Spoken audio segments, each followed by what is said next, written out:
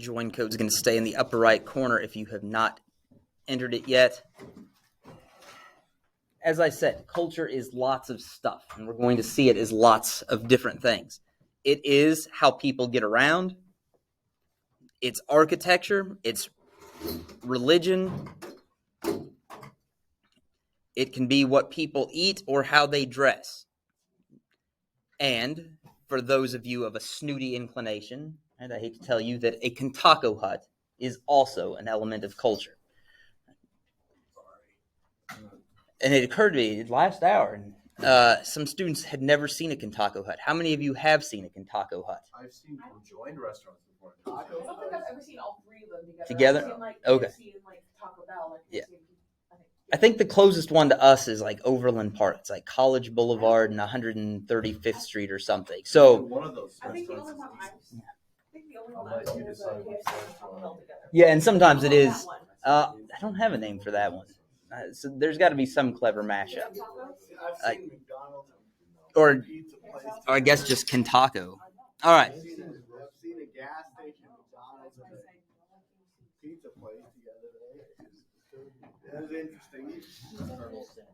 Okay, now I've opened that box and I've got to try and put the lid back on it.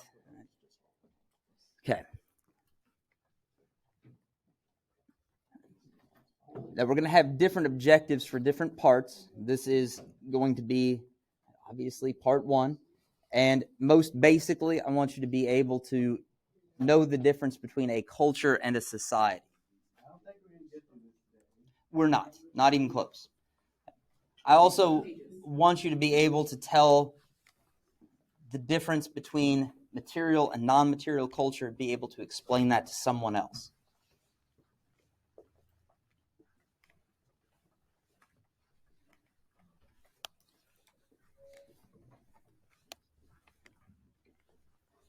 And be careful with these as we move through. Lots of students have trouble distinguishing material versus non-material culture.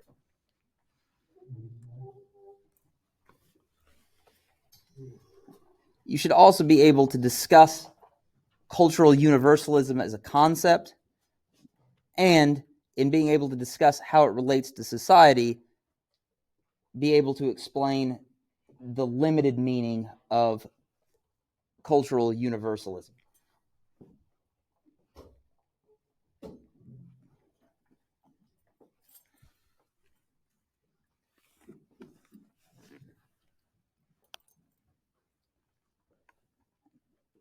We'll practice some of these. We will have a discussion assignment about the difference between a subculture and a counterculture with two real-world examples. But I want you to be able to distinguish those two things. Whoa. I opened the trade actually. Whoa.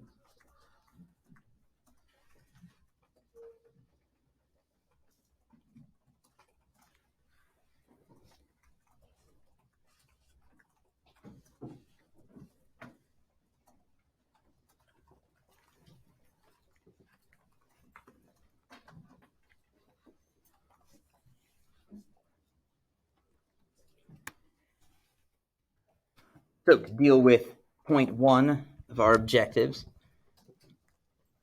culture and society aren't interchangeable. Although most people use the two terms interchangeably, even though I teach sociology and should know better, I still do it. It's fine most places, but here in this classroom, we need to make sure we know the difference. And to do that, it's best to define what a society is. A society is a group or community who have a common culture.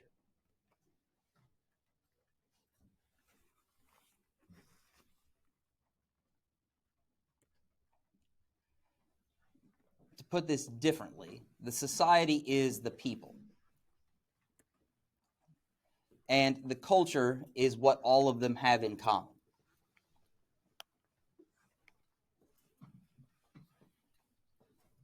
Yes, Emma. Right. Yes, they do go hand in glove, but they are not the same thing. It always kind of reminds me of that thing that they used to do when I was a little kid in Sunday school, where you interlace your fingers and do this is the church, this is the steeple, open it up, and where are the people, or here are the people, something like that. It's kind of, I don't know why it reminds me of that. I'm not sure that's entirely helpful, but that's what always happens to me. And now Emma is sorry she asked. Sorry for that, Emma. I know this happens a lot. Okay. All right. Okay. Well, then let's just pretend that didn't happen. Okay. What happened? Exactly. All right. So society is a group of people who share a culture, and culture itself is a system of lots of different things.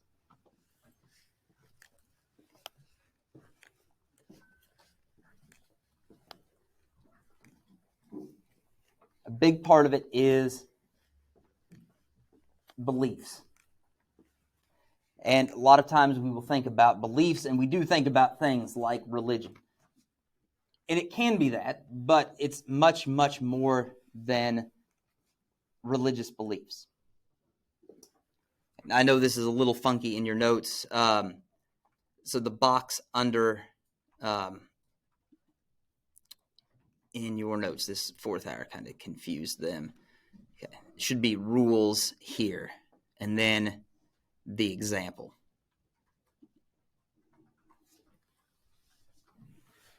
Japan, it is an overwhelmingly majority rule that before you enter a home, you take off your shoes. And that means leaving them in the apartment or in the hallway of an apartment building, or leaving them outside on someone's stoop or porch. But your shoes don't go in the house. How many students here have that same rule for their home? Absolutely not. So, Olivia, you're kind of. So, explain the kind of, Olivia.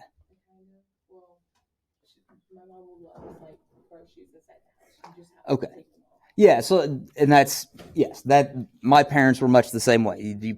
You take them off in the laundry room before you walk in, and they're there, right, on a mat next to the washing machine. But for most of them, it's the reaction that Will gave. Absolutely not. And I don't have the rule in my own house that I grew up with, because my father-in-law just would never think to comply with it. Yeah, I mean, yes. Actually, though, for my father-in-law, it still doesn't really apply. He's an old farm boy, and he's just used to walking in and out, and his shoes stay on the whole time. All right. He doesn't care. No, he just doesn't think about it. That we will spend more time on beliefs than that, and we certainly will with values. Values are just kind of what people believe is inherently good or desirable, but I said more on that later. Culture is also about what we do, right? Our basic practices. And how the best way to see this is by thinking about how practices differ from society to society. If you are in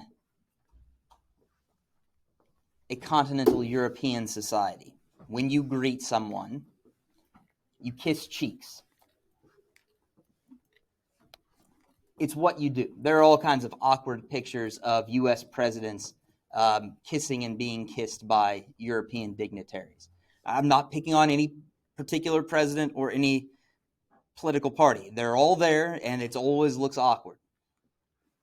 Some more so than others. That's all I'll say.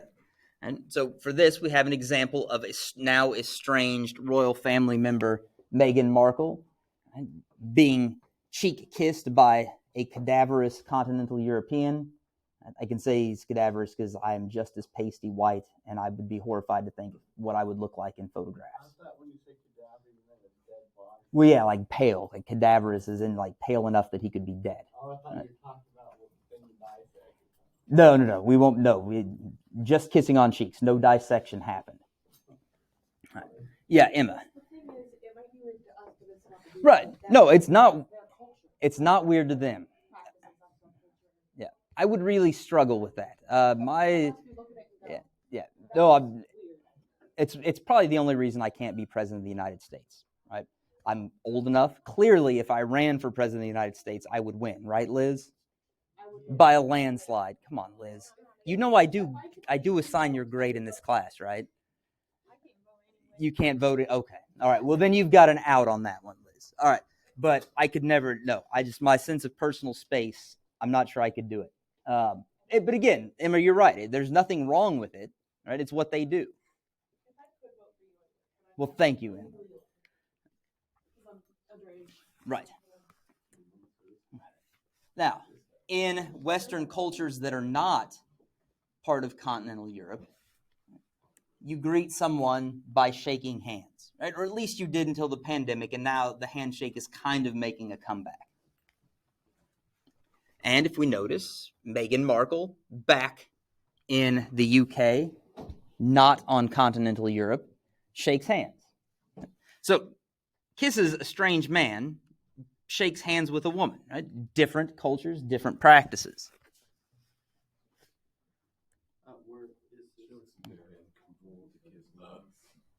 Yeah, well, I mean, she is American, so, I mean, it kind of makes sense. Another important practice that I want to highlight is language. Language is a thing that we kind of take for granted. But sociologists and linguists and psychologists have found that, I don't know why there's a blank here, that language shapes how people, I keep fixing it and then it keeps not sticking, and I don't know why. All right, but how people perceive the world. I thought it was going to be a question that we had to answer. No, it's just a mistake. And this argument was first put forward in the Sapir-Whorf hypothesis, which is named after the people who came up with it. I know it sounds like something out of Star Trek, which makes the whole idea that language fundamentally shapes perception seem weird. But it's not. There are all kinds of studies that show that language affects perception in ways big and small. So, for example, in countries like the United States or Canada, when we talk about time, we tend to talk about time in a linear distance sort of way. Something is far away in the future, something is in the distant past,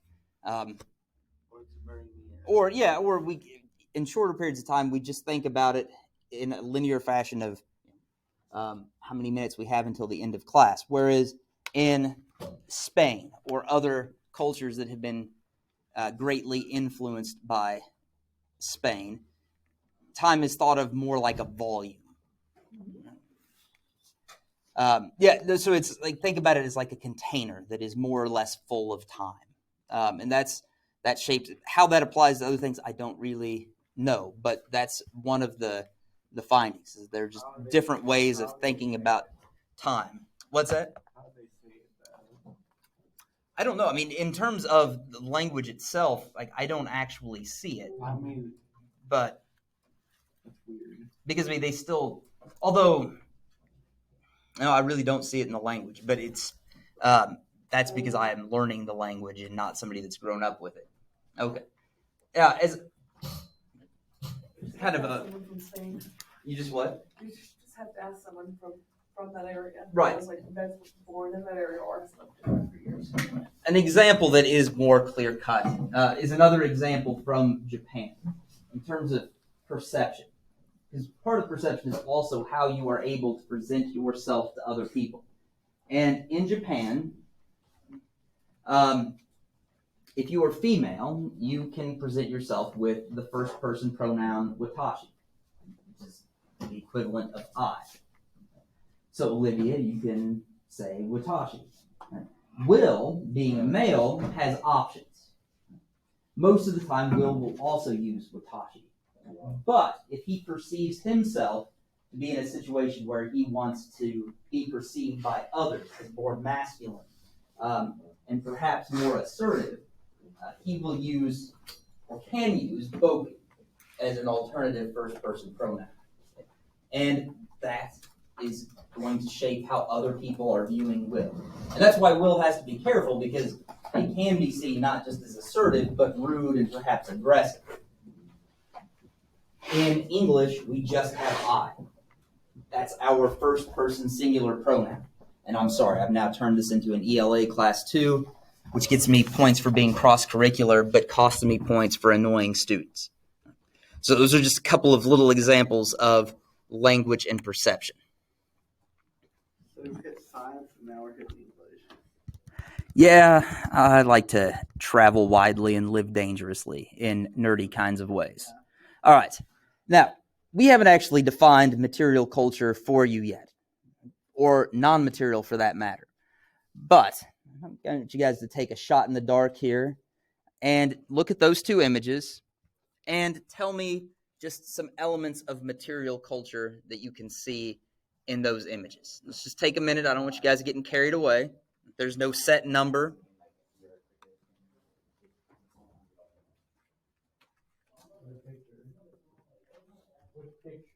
Both. Either one. Oops. Oops.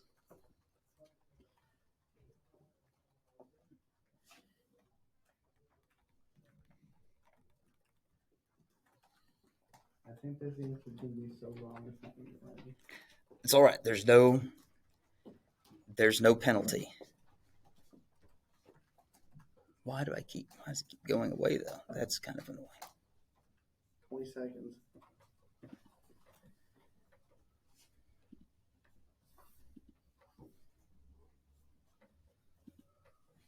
Okay, that's weird.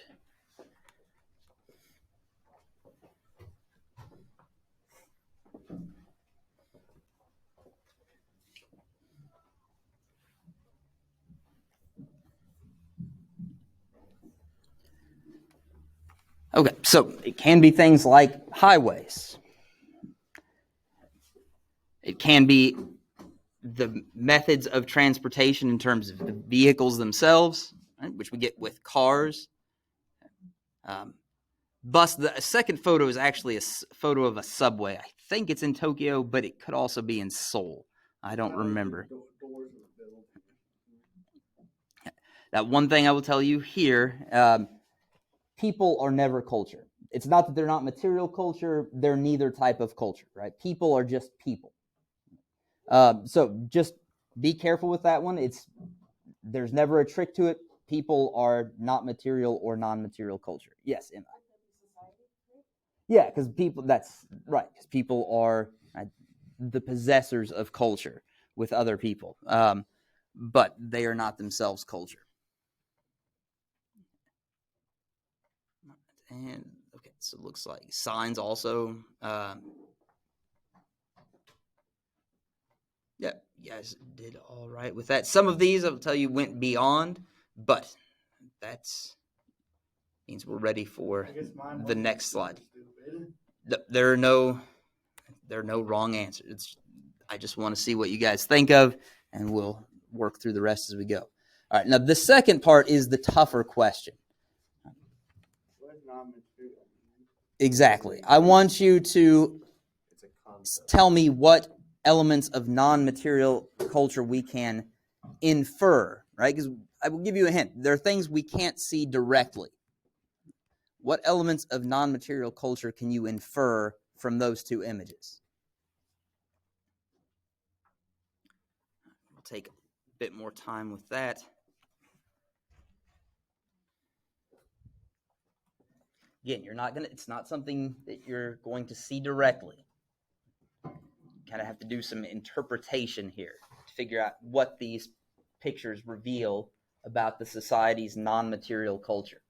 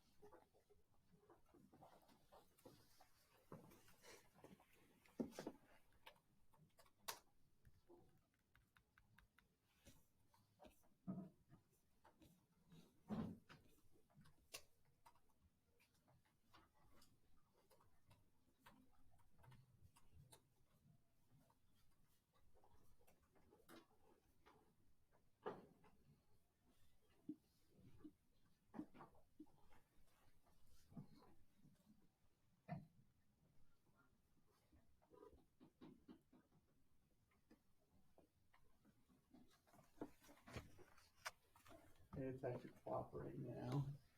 Is it? Well, that's good. I think it's just the internet. It's really Yeah, that's often the case. So it happens to me, and it's happened to lots of other students today. These computers work okay outside this building. Right, for the most part, they are much better.